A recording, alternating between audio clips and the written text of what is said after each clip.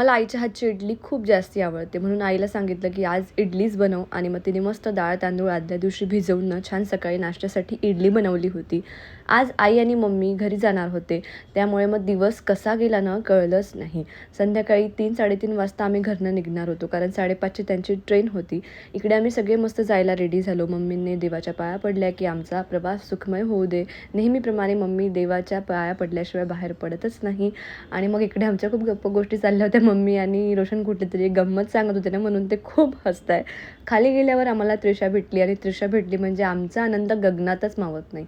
आणि मग हे सगळं आवरून आम्ही निघालो सगळ्यांना भेटून त्यांना सोडायसाठी. ट्रेनमध्ये त्यांना सोडलं आणि मम्मींना घाई की बाबा तुम्ही पहिले बाहेर जा, ट्रेनच्या इकडे ट्रेन सुटून जाईन. अर्धा तास बाकी होता तरीसुद्धा त्यांनी आम्हाला बाहेर काढलं.